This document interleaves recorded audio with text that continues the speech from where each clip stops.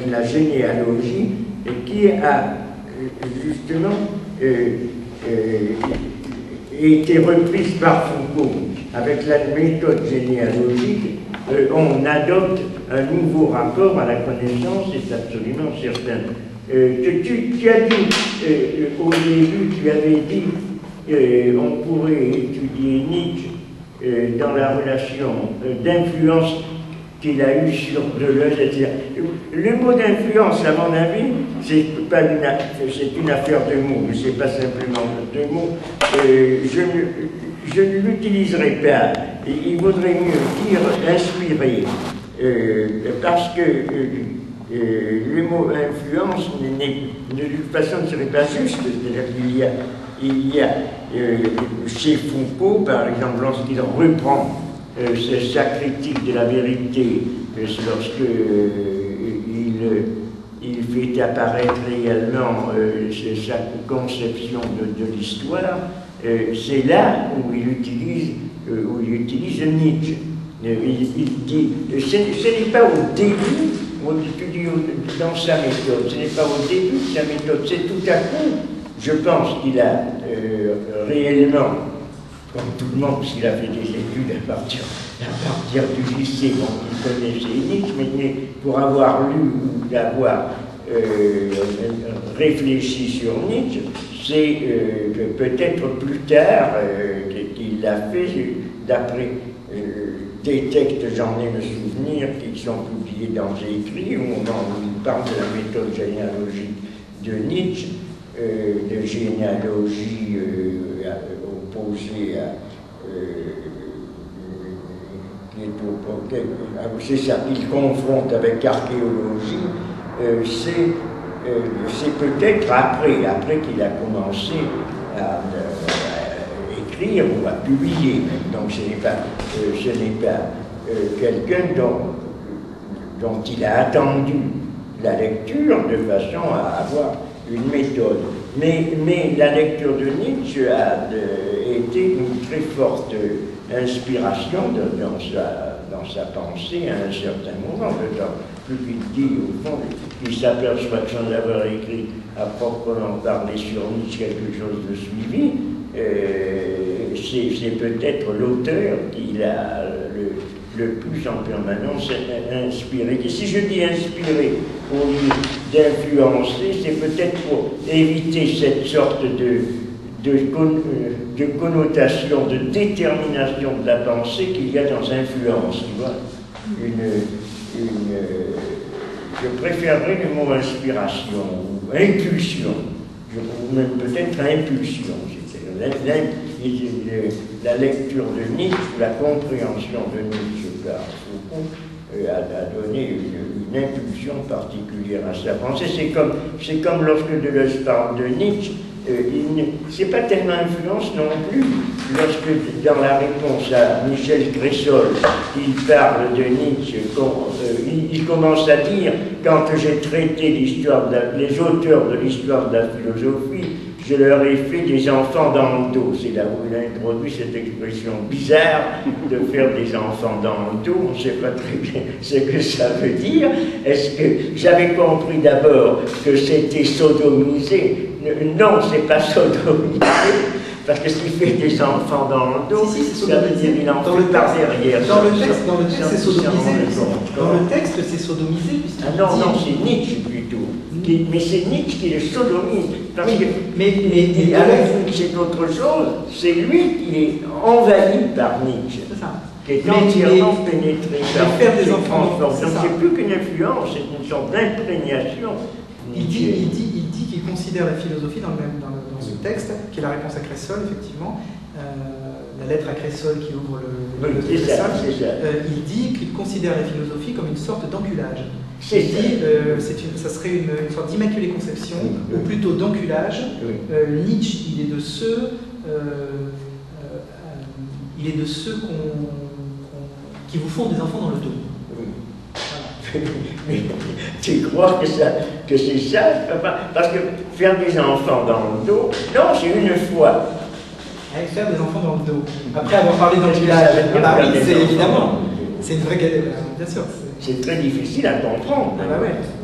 Non, c'est une fois qu'il a le dos tourné. Parce que faire des enfants, si on prend Deleuze est profondément hétérosexuel, il a des enfants lui-même.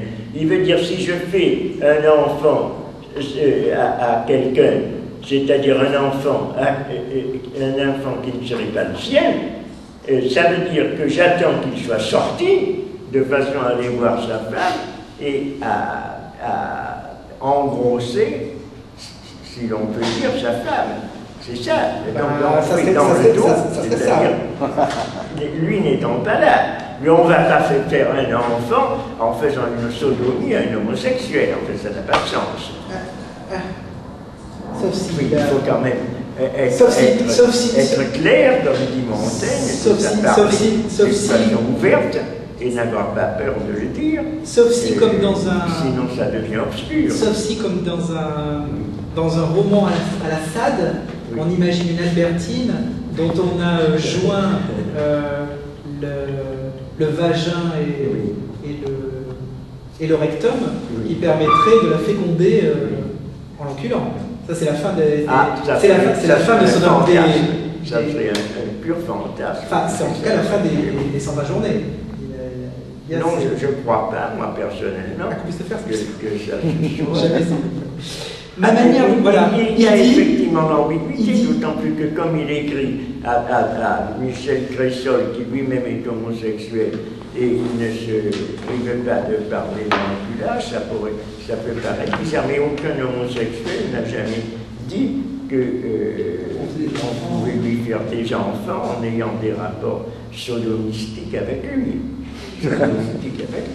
La phrase exacte, c'est quand ils ont réclamé le mariage et la possession d'enfants, ça ne voulait pas dire qu'ils ont réclamé d'en avoir par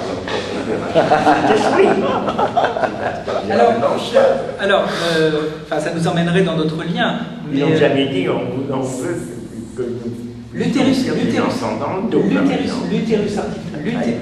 une revendication explicite. René, l'utérus artificiel et le livre qui a fait tant polémique il y a 5-6 ans sur l'utérus.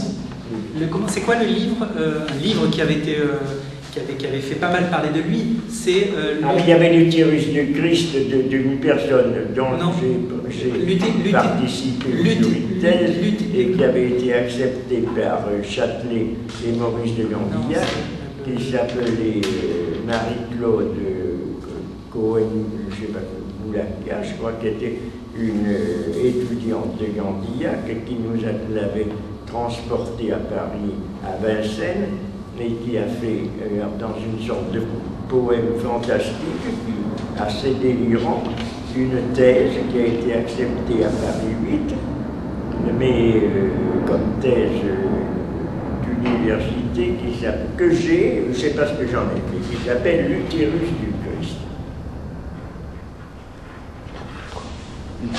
Et qui n'est pas mal, mais qui est précisément ça. Le Christ femme, elle faisait partie des mouvements de 71 du MLF. Donc, c'était quelque chose qui était, comme les révolutionnaires de 92 avaient parlé du Christ rouge, puisqu'il y avait une sorte d'adaptation du Christ, d'accaparement du Christ, comment pourrait-on dire, d'absorption du Christ et de la figure du Christ dans la Révolution. Là-dedans, il y a une absorption de la figure du Christ du côté non pas de la partie de son accompagnatrice femme, la Vierge, mais de Christ lui-même qui acquiert un utérus. Donc c'est l'utérus du Christ. C'est de Marie-Claude Cohen-Boulakia. Je ne sais pas ce qu'elle dit. Bon. Donc c'est une idée puissante, c'est une idée forte qui peut être effectivement maniée sur un plan paradoxal, comme tu dis. C'est ce qui avait séduit Deleuze, puisqu'il était aussi, on était tous. Il y avait Gandillac, Châtelet, Deleuze, moi-même, qui avons fait passer cette thèse. Je ne me rappelle plus du tout, en tout cas, ce qui avait été. Enfin, c'était l'idée qui était séduisante. Mais il ne s'agissait pas du tout, pour le Christ, de faire des enfants dans le dos, ou de faire des enfants dans le dos à qui que ce soit. Non, j'ai l'impression que l'expression « faire des enfants dans le dos », il n'est pas inutile, malgré tout, de chercher à voir ce que ça veut dire chez Deleuze, veut dire assumer la paternité dans la succession d'un auteur, d'un enfant qui serait fait par une relation adultère. On suppose que cet auteur fait des enfants avec son âme, donc est considéré comme étant son épouse, et c'est sa puissance spirituelle qui lui fait à lui des enfants. Mais s'il le fait dans le dos, c'est que lui s'en empare, alors que l'auteur est sorti pour un instant, et lui fait un enfant qu'il ne reconnaîtra, qui sera le sien, mais qui ne lui ressemblera pas exactement, et qui ressemblera à Deleuze, ce qui est vrai d'ailleurs, puisqu'il a fait un Nietzsche deleuzien, il a fait, je ne sais pas, un Hume deleuzien, un Bergson deleuzien, etc. Un Spinoza deleuzien, Kant. Oui, un Kant deleuzien, oui. Un Descartes spinoziste, d'ailleurs, j'ai lu dans un texte qui est très intéressant de lui, mais dont la reproduction n'est pas faite par les textes repris par David Lapoujade, qui est une préface à un livre peu connu, dans une tradition un petit peu illuministe, mais qui n'est pas sans intérêt, d'un Italien du début du XIXe siècle, la Matège. Or, il a quelque chose qui s'inspire de certaines traditions kabbalistiques et hindouistes également.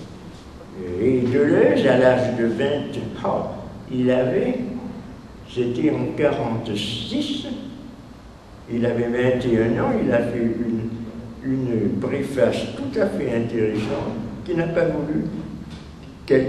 voulu qu'elle soit rééditée, d'ailleurs avant sa mort. Il avait fait la liste des articles qui devaient être édités, et c'est pour ça que Robert Lapoujade n'a réédité qu'à partir d'une certaine date. Or, 2 ou 3 articles qu'il avait fait à cette époque n'ont pas été réédités, dont ceci, et il y a une présentation à un certain moment, je ne peux pas en faire le résumé, peut-être que j'en parlerai à un autre moment, de ce qu'il dit, mais parlant du dualisme cartésien, il réinterprète Descartes à la manière de Spinoza. De ce que je dis, il s'est fait aussi là un Descartes spinoziste, qui est aussi une manière de faire des enfants dans le dos de Descartes. Parce que Spinoza